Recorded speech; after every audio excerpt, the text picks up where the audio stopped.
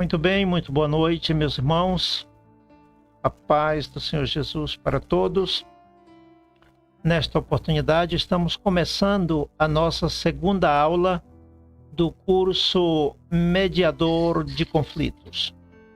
Eu quero começar trazendo um texto da Bíblia, porque hoje nós vamos falar sobre o perfil do mediador. Então eu quero começar com um texto da Bíblia, lembrando que, por se tratar de um curso bíblico, nós vamos trabalhar em cima do que está escrito.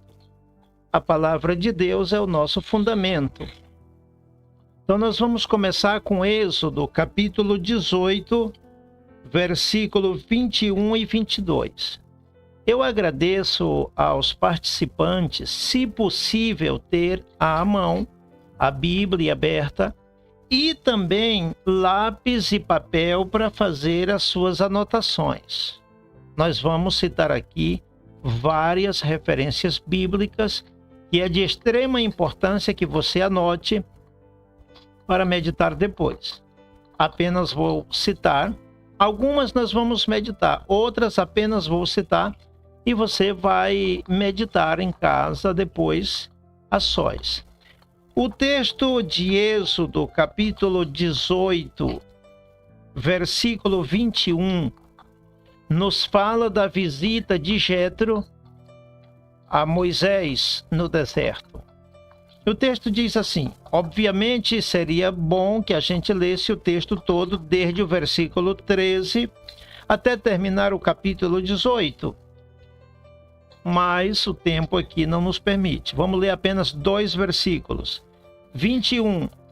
E tu, dentre todo o povo, procura homens capazes, homens de verdade, que aborreçam a avareza, e põe-os sobre o povo por maiorais de 1000, maiorais de 100, maiorais de 50 e maiorais de 10.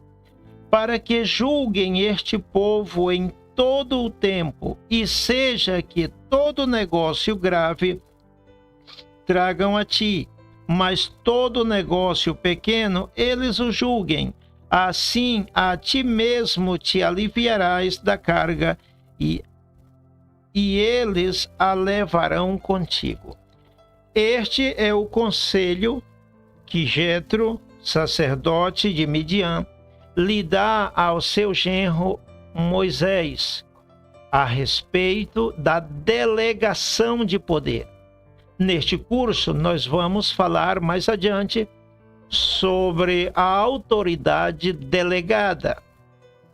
O conselho de Jetro aqui é esse, que Moisés delegue a autoridade a outros. Moisés era autoridade delegada e podia delegar a outros. Esse assunto nós vamos tratar numa próxima aula com detalhes. Agora, aqui o que me chama a atenção é que Moisés o encontramos sendo um mediador, para que ninguém diga que esse curso não tem base na Bíblia. É muito provável alguém dizer: não, pastor Bento, mas a palavra mediador de conflitos não está na Bíblia. Há uns por aí que fazem confusão porque a palavra trindade não está na Bíblia, então não crê na trindade. Arroz com feijão não está na Bíblia, por isso não crê em arroz com feijão, porque não está na Bíblia. Não creio em gravata porque não tem gravata na Bíblia, então não creio em gravata. Não creio em celular porque não tem celular na Bíblia. Não creio em computador porque não tem computador na Bíblia. Olha, irmãos, isso é uma atitude que a pessoa precisa rever, esse tipo de atitude. Tem muitas coisas que não está na Bíblia escrito do nosso jeito, mas está na Bíblia, tem sentido, tem sentido. Por exemplo, o curso Mediador de Conflito tem sua base nas Escrituras. Moisés era um mediador de conflitos. Era muito trabalho para ele sozinho, e Jetro lhe aconselha a formar uma equipe. E descreve o perfil, que é o tema que nós vamos tratar hoje, é o perfil do mediador. Qual é esse perfil? Em primeiro lugar, homens capazes, ou seja, capacitados, preparados.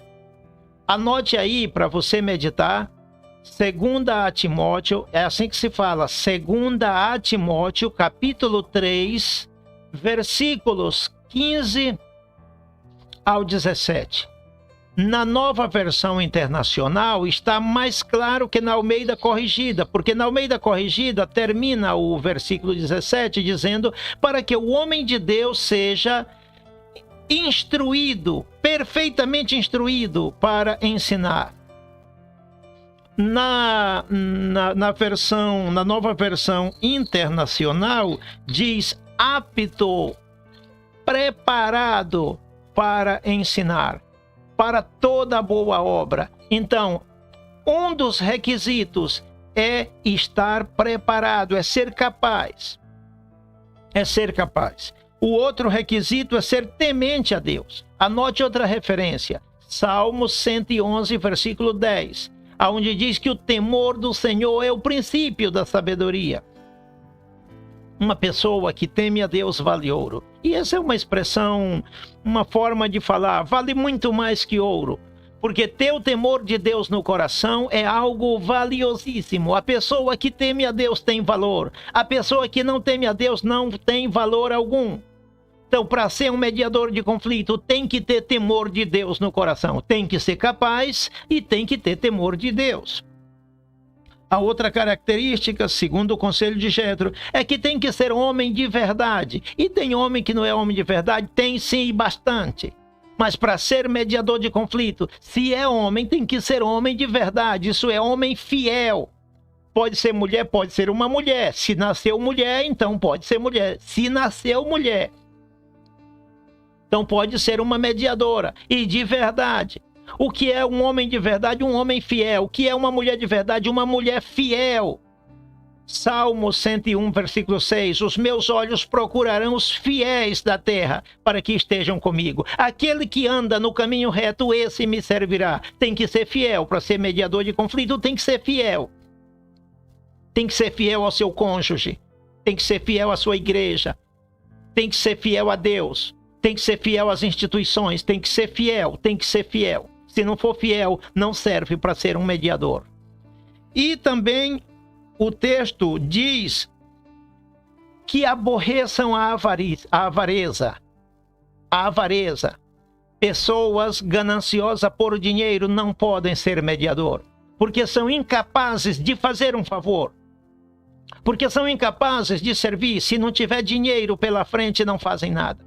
O verdadeiro servo de Deus não tem o dinheiro como meta, senão o serviço espontâneo. O dinheiro é algo secundário. Ele vem. A Bíblia diz que a bênção de Deus é a que enriquece. Ele vem.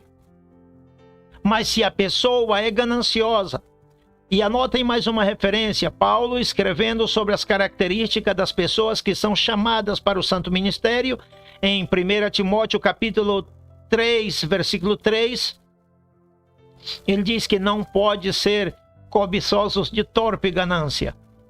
Em 2 de Pedro, anote mais uma referência, 2 de Pedro, capítulo 2, versículo 3, fala de alguns obreiros que farão de vós negócio, por ambição, por avareza, farão de vós negócio. É lógico que na obra de Deus tem que ter contribuição financeira. Por este curso nós pedimos uma oferta simbólica, uma oferta. Por quê? Porque temos um montão de compromissos financeiros para cobrir, mas não estamos colocando dinheiro pela frente. É lógico que não. Nós temos uma missão para cumprir. Qual é a nossa missão? Servir. Servir a Deus, servindo ao próximo. É muito importante entender que quem serve às pessoas automaticamente está servindo a Deus. Então tome em conta isso, meus irmãos. Tome em conta isso. Para ser mediador tem que ter essas características. Tem que ser homem de verdade ou mulher de verdade. Tem que ser temente a Deus. Tem que estar preparado. Tem que estar preparado e tem que aborrecer a avareza. Continuamos. Vamos.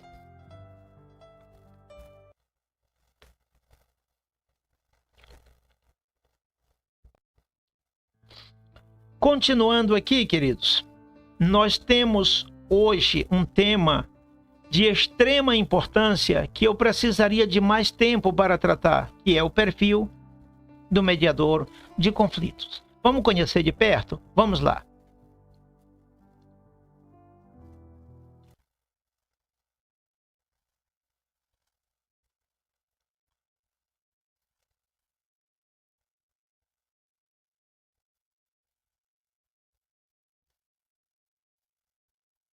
O perfil do mediador de conflito, nós já vimos esse tema. O perfil, conduta ilibada. Vamos voltar aqui a outra slide.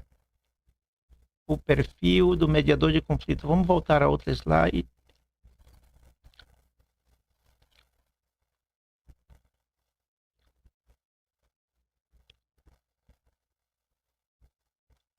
Muito bem.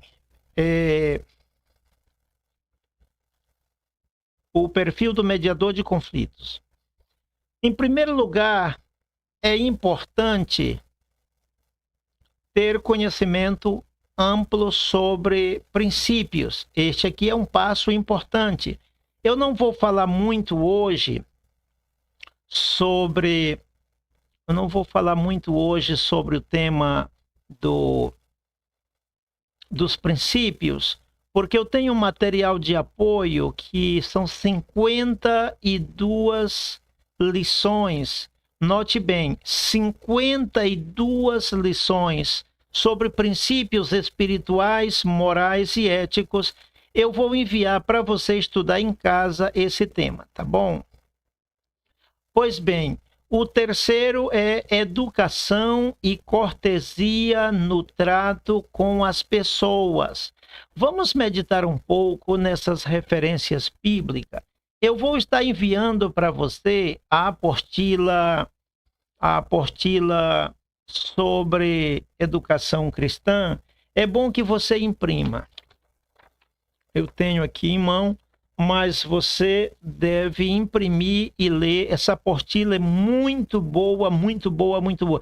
Porque o mediador de conflitos é, na prática, um educador.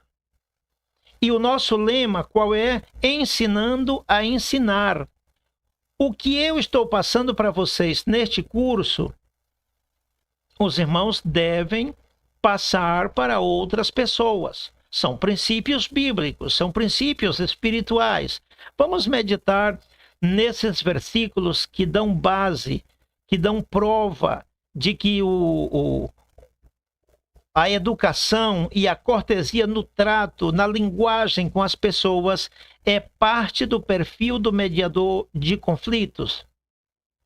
A Bíblia diz assim em Provérbios capítulo 15, que a resposta branda desvia o furor, mas a palavra dura suscita a ira. A língua dos sábios adorna a sabedoria, mas a boca dos tolos derrama estultícia. E aqui, queridos, nós temos algumas coisas importantes para meditar. A Bíblia diz a resposta branda. Outra versão de Bíblia diz a resposta suave. Palavras mansas. Desvia o furor. Você pode ver que uma pessoa pode estar irritada, nervosa, chateada. Mas se você falar com ela com mansidão, ela se acalma. Mas se a pessoa já está irritada, está nervosa, alguma coisa aconteceu, porque ninguém vai ficar estressado do nada. Alguma coisa aconteceu. Então você fala com essa pessoa com aspereza, piora a situação. O texto bíblico diz que a palavra dura suscita ira. É por isso que acontecem muitas vezes violências, porque a pessoa já sofreu algum tipo de abuso, alguma violência, está irritada, está nervosa e a pessoa ainda trata com dureza, piora a situação. Então, o mediador de conflitos é aquela pessoa que tem educação no falar, que transmite paz, que as suas palavras transmitem vida. Pois bem, a Bíblia diz em Provérbios, capítulo 12, versículo 18, vamos usar a Nova Versão Internacional, que diz assim: há quem fale sem refletir eu escolhi essa versão por causa desta expressão. Há quem fale sem refletir. Vocês já viram que reflexões se tornou ícone do pastor Bento? Porque eu estou sempre refletindo e ensinando a importância de refletir. O que é refletir? É pensar antes de falar. Nos meus ensinamentos, nas redes sociais e por todos os lados, eu não improviso, eu penso primeiro. É normal alguém bater de frente comigo. Isso acontece com frequência. Ah, pastor Bento, isso não está certo, isso não é assim. Eu fico só olhando e pedindo a Deus que tenha misericórdia. Porque eu penso antes de falar. Eu pesquiso antes de escrever. Como eu sou escritor, eu pesquiso antes. Eu consulto o dicionário, eu consulto a Bíblia, eu consulto notas de pé de página, eu consulto comentários bíblicos. Quando eu transmito um ensinamento, não estou improvisando não, irmão. Eu pensei, é algo pensado, é algo elaborado, é algo planejado, não estou improvisando.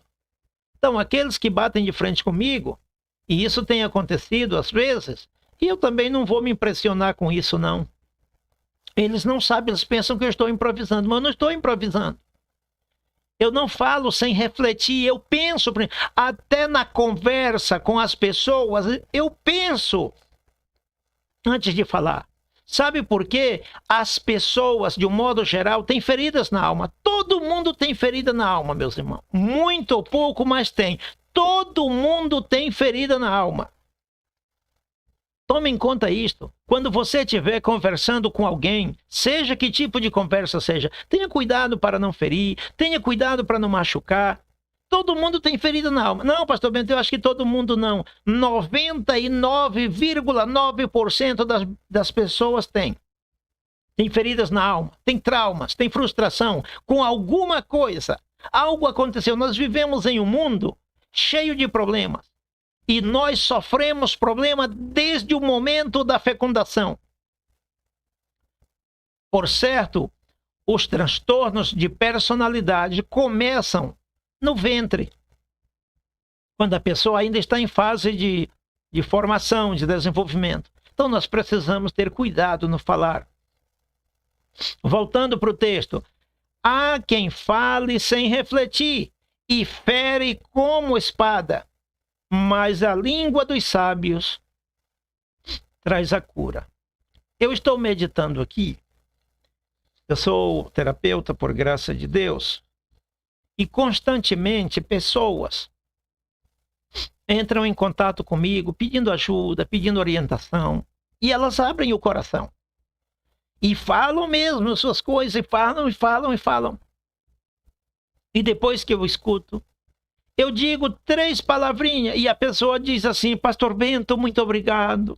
Você me ajudou. Eu digo: já vai. Não ajudei não fiz nada. Não, o que você falou me ajudou, mudou minha história, mudou minha forma de pensar.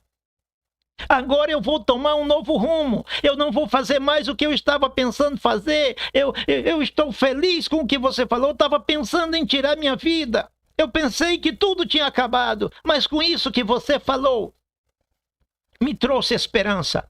Meus irmãos, eu já estou até, de certa forma, dando um toque no assunto que ainda vai vir no curso de aconselhamento terapêutico. Mas, como eu falei já anteriormente, esses cursos estão entrelaçados, intrinsecamente. Se conjugam. Por isso que é importante fazer os 3. Mediador, terapeuta e capelão. Então, meus irmãos, é preciso ter sabedoria no falar. E eu tenho precisado de ajuda em situações de crise emocional, traumas, frustrações, depressão. E quando procuro ouvir pessoas, parece que me dão martelada ou punhalada no coração, que dá vontade de pegar o grito e dizer: está doendo, socorro, auxílio, não fala mais nada não, porque está machucando, está piorando a situação. Medite nesses textos. Vamos para outra passagem. Vamos agora para Provérbios 16, 24. Diz assim: favo de mel são as palavras suaves, doces para a alma e saúde para os ossos. Eu quero que você medite, sobre, primeiro, a importância de palavras suaves. Logo, medite na expressão saúde para os ossos. Pastor Bento, mas os ossos, não é para os ossos, é para a alma. Mas aqui diz saúde para os ossos. A palavra ossos, neste texto, é uma palavra substituta. Em outra aula, eu vou falar sobre um montão de versículos bíblicos, vou trazer aqui, vou apresentar vários versículos que contêm palavras que não é aquilo que diz a palavra, senão que a palavra está substituindo outra palavra. A palavra ossos aqui se refere ao mais íntimo do nosso ser. A palavra osso aqui não tem nada a ver com o esqueleto, tem a ver com a alma. Pastor Bento, como sabemos? Vamos para outro versículo.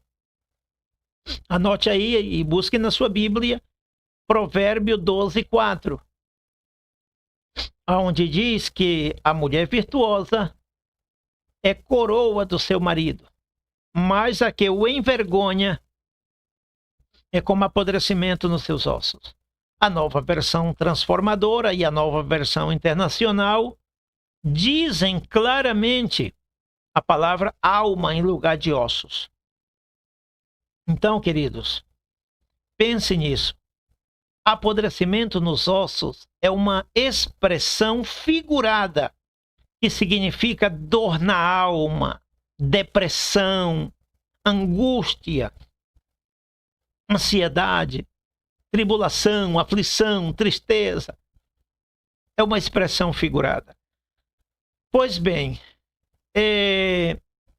vamos agora meditar em Provérbio 16:24, na Nova Bíblia Viva, que diz assim: palavras agradáveis são doces como mel, são doces para o paladar e trazem cura para a alma. Agora, observe que nós estamos no mesmo versículo de Provérbio 16:24, que na Almeida Corrigida diz saúde para os ossos. Na tradução NBV, Nova Bíblia Viva, diz trazem cura para a alma. O texto bíblico, essa tradução, deixou bem claro para você ver que eu não estou inventando. Você viu que a Almeida Corrigida disse ossos e a NBV disse alma. Então é isso aí, meus irmãos, não resta dúvida. Vamos agora para Provérbio 12:18. Há alguns cujas palavras são como pontas de espada, mas a língua dos sábios é saúde. Daí fica para sua meditação esses textos bíblicos. Vamos meditar agora sobre a quarta característica do perfil do mediador, porque são 10. Empatia com o sofrimento alheio. E aqui nós usamos duas referências. A primeira em Romanos 12:15, quando Paulo disse: alegrai-vos com os que se alegram e chorai com os que choram. Como se chama isso na linguagem moderna? Empatia. O que é empatia? É se colocar no lugar do outro. É compreender o choro do outro. É entender o porquê do lamento do outro. É sentir o que o outro sente. Isso é empatia. O mediador de conflito, que não tem empatia, não pode agradar a Deus. Não pode nem ser mediador de conflitos. É preciso ter empatia. Pois bem, coloquei também Mateus 9:35 e 36, porque o texto diz que Jesus, ao ver as multidões, sentiu compaixão. Agora pense bem, Jesus se moveu de íntima compaixão. Por quê? Porque os via desamparados como ovelhas que não têm pastor. Meus irmãos, nós devemos ter o mesmo sentir que houve em Cristo Jesus. Ter essa empatia. Jesus tinha empatia. Quando Jesus via uma pessoa que não podia caminhar, ele curava e a fazia caminhar. Quando ele via uma pessoa que não podia ver, ele curava, ele dava vista. Quando ele via uma pessoa que não podia falar, ele repreendia a mudez e a pessoa falava. Quando ele via uma pessoa doente, ele dava saúde. Ele respondeu para o centurião de Cafarnaum, quando rogou pelo seu servo que estava grave, e Jesus disse: eu irei e lhe darei saúde. Jesus sempre teve empatia. É um exemplo para nós. O maior mediador foi Jesus. Por certo, em 1 Timóteo, capítulo 2, versículo 5, ele é chamado mesmo de mediador, porque 1 Timóteo 2, 5, o texto diz: porque há um só mediador entre Deus e os homens, Jesus Cristo, homem. Ele, sendo Deus, se fez homem para ser um mediador. É um exemplo para nós. Vamos avançar, porque agora que chegamos na característica número 5, e são 10. Então, nós temos pouco tempo aqui para tratar sobre esses 5 pontos, 5 características. Ética nos relacionamentos interpessoais e intrafamiliar.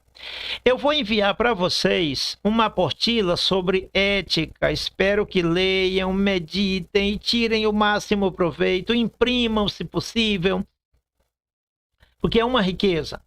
E nessa apostila se trata muito sobre relacionamentos, o comportamento nos relacionamentos interpessoais e intrafamiliar. Eu vou enviar para vocês um livro. Vocês não estão perguntando, né? E não seria também um pecado da minha parte dizer que eu sou escritor de 30 livros. Um deles se chama Relacionamentos Intrafamiliares. É matéria deste curso. Eu vou enviar para você. Você vai ter esse livro. Relacionamentos intrafamiliares. Se tem uma coisa que me deixa triste, que me comove o coração, é ver os problemas nos lares, as famílias se destruindo, se deteriorando, por falta de ética no diálogo, por falta de comunicação, uma comunicação saudável. É preciso aprender. Nesse livro, eu comento a história de Thomas Alva Edison. Vocês devem saber algo a respeito dele. Como ele, que era um menino especial, tanto é que foi expulso do colégio porque tinha problemas mentais, e se tornou um grande gênio. No meu livro, Relacionamentos Intrafamiliares, eu comento a história dele, como ele se tornou um gênio importantíssimo, autor de patentes de muitas indústrias, de muitas tecnologias. Como? No livro está relatado, não tenho tempo aqui para explicar para vocês. Deixo somente esse gostinho e a curiosidade. Eu informo que os relacionamentos são verdadeiros campos de batalha. E aí é onde o inimigo, o adversário secreto das nossas almas e da família e de Deus e do homem, trabalha fortemente, causando destruição. Mas é possível triunfar, é possível, mas é preciso, definitivamente é preciso a participação de um mediador nos lares. Toda família precisa de um mediador. Toda família. Você que está me ouvindo, você precisa. Eu preciso. Inclusive, uma das coisas que tem me motivado a ministrar esse curso é que eu tenho precisado e quando precisei, não tive. E eu precisei. Preciso ainda. Eu tenho precisado de mediadores em conflitos de todo tipo. Pastor Bento, você tem tido conflito demais, meus irmãos. Vocês não têm ideia. Vocês não têm ideia da quantidade de conflitos. Você já pediu auxílio? Pedi. Eu não posso relatar aqui para não pecar. Eu não posso dizer para vocês aqui as decepções que eu tenho tido na igreja, no ministério, com lideranças. Não posso falar que isso eu peco. Mas por que estou adiantando isso aqui? Porque talvez você que está me ouvindo está decepcionado. Porque na igreja você apanhou, também apanhei. Na igreja você foi maltratado, eu também. No ministério, eu também. Decepções por todos os lados, de todos os tipos. E quando, numa situação grave, busquei ajuda, pedi um mediador, a resposta foi: te vira que tu é maior de idade. Não vou dar mais detalhe, vou parar por aqui, porque senão a gente peca. Tem coisas da vida da gente que é melhor a gente nem contar. Se a gente contar, a gente peca. Deixa para lá. Vamos avançar. A sexta característica do perfil do mediador de conflito é imparcialidade, meus irmãos. O mediador tem que ser imparcial. Você não pode ser amiguinho de um ou favorecer a um e desfavorecer a outro. Não pode ser, não pode agir como advogado. Me desculpem os advogados que estão me falando. E me desculpem os juízes de direito falando da legislação secular, me desculpem. Mas eu tenho que falar, o mediador de conflito não pode agir como um advogado mundano, como um juiz mundano, que defende por interesse o lado que der mais dinheiro é aquele que tem a razão. O mediador de conflito, neste âmbito que estamos tratando, não pode. Você tem que ser imparcial. Quando você disser, olha, este tem a razão, este está errado, seja justo, seja íntegro, seja sincero. Ah, mas eu não quero desagradar nenhum outro. Não, você tem que falar a verdade com base no que está escrito. Assim como lá fora, lá nas leis, os magistrados usam a lei. O mediador de conflito usa o código de ética principal, que é a palavra de Deus. Então, não deve ser parcial, ou seja, não deve favorecer a um em detrimento do outro no julgamento. O que a Bíblia diz a respeito? Fazer justiça e juízo é mais aceitável ao Senhor do que sacrifício. Justiça. E o que é justiça? Dar a cada quem o que merece. Está errado, meu irmão, você está errado. Agora, esse negócio de dizer que alguém está errado também é um assunto complicado. Uma das coisas que eu tenho muito medo nesta vida é de dizer que alguém está errado. Eu tenho medo. Você tem medo? Eu tenho, meus irmãos. Porque em Tiago, capítulo 3, Tiago 3, versículo 1, diz assim: meus irmãos, muitos de vós não sejam mestres, sabendo que receberemos o mais duro castigo, o mais duro juízo. Então, quando você diz que alguém está errado, você está julgando, e não somente julgando, você está condenando. Mas, pastor Bento, não podemos fazer de forma nenhuma. Não, não é que não podemos fazer de forma nenhuma, temos que fazer. Temos que fazer. Pastor Bento, podemos julgar? Eu vou explicar esse tema de julgar, não julgar em outra aula, não é o caso hoje. Mas é lógico que temos que fazer. O mediador de conflito, eu não falei ontem na aula introdutória que o mediador de conflito é um juiz de paz. Não necessariamente um juiz de paz de carteirinha, credenciado e para fazer casamentos. Não é desse ponto. É para julgar e decidir quem está certo e quem está errado. Agora, na hora de dizer que um está errado, meu irmão, você está correndo um risco muito grande, porque quando você julga, tem um juiz lá em cima olhando para você. E aquele que está olhando para você é íntegro 100%, fiel 100%, perfeito 100%, aquele não erra. Então é perigoso quando você diz, você está errado. Aquele lá de cima dizer, não está não, você está equivocado. Por isso que o mediador tem que estar preparado, bem fundamentado, para não falar conforme a sua opinião, falar conforme o que está escrito. Aqui se trabalha conforme o que está escrito. Romanos capítulo 15, versículo 4, é com base no que está escrito.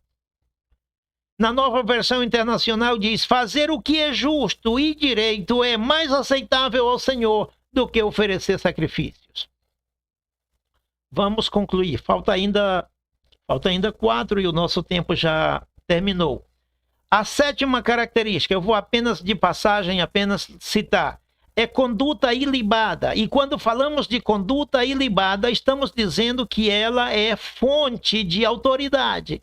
Quem não tem uma conduta ilibada, uma conduta impecável, sem mancha, uma reputação saudável, não tem autoridade para ser mediador de conflito. Eu falei ontem que um mediador de conflito é uma autoridade. Mas se não tiver conduta ilibada, não tem autoridade, embora tenha conhecimento. É uma engrenagem que precisa de várias peças. Não é somente ter o conhecimento, ok? Então, isso tem muito a ver com a reputação e com o caráter. E esse assunto da reputação e do caráter, eu gostaria de explicar com detalhes, mas não dá. Hoje não. Em outro momento, sim. Mas anote essas referências de Provérbio 22:1 e junte com 1 Coríntios 4:1, que aí vai lhe dar uma pista muito boa sobre a relação entre conduta ilibada, reputação e caráter e fonte de autoridade. Pois bem,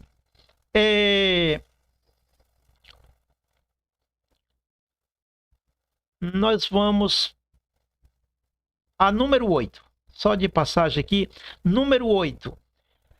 Pacificador. O mediador de conflito tem que ser uma pessoa pacificadora, reconciliadora, é um moderador, é um intermediário, é alguém com uma investidura legal, é uma autoridade delegada, porque uma vez que a pessoa é credenciada para essa função, ela tem autoridade legal para resolver problema. É para resolver mesmo, não é só para observar, não. Tem pessoas que assistem conflitos, brigas, como que assiste briga de galo. O mediador de conflito não pode ter essa atitude. Ele precisa realmente resolver problemas. Tem que estar preparado para isso. Aí eu coloquei algumas referências, João 20:23, Mateus 16:19 e 18:18. Pena que não dá tempo eu explicar essas referências hoje, mas você medita em casa. A número 9, confidencialidade total. E eu resumo dizendo: confidencialidade é uma coisa obrigatória. Está no código, no artigo 154 do Código Penal, que é crime grave a falta de confidencialidade, revelar o que você conhece a respeito de alguém. Isso nós vamos ampliar mais adiante em uma próxima aula. Para finalizar, número 10, ser um educador cristão na prática e ter um mentor de confiança para consultá-lo quando tiver dúvidas sobre um determinado assunto. Tenha sempre um mentor. Nunca bata no peito e diga: eu já sei tudo. Ninguém sabe tudo. Eu tenho mentores. Você deve ter mentores. O mediador de conflitos é obrigatório, não é que é uma opção não, é obrigatório. Você precisa ter um mentor. O que é um mentor? É um conselheiro, alguém que tem mais experiência que a gente, que pode, no momento, aconselhar a gente. Você tem dúvida, você está resolvendo uma situação de conflito e você está em dúvida: eu dou a razão para esse ou para aquele? Consulte com um mentor. Busque alguém que tem mais trajetória, que tem mais experiência. Queridos, vamos parar por aqui. Deus abençoe a todos. Chegamos à parte final deste curso pelo dia de hoje. Agradecendo aqui a sua participação. Amanhã não teremos aula, mas se Deus quiser, na segunda-feira, sim, em nome de Jesus. Deus abençoe.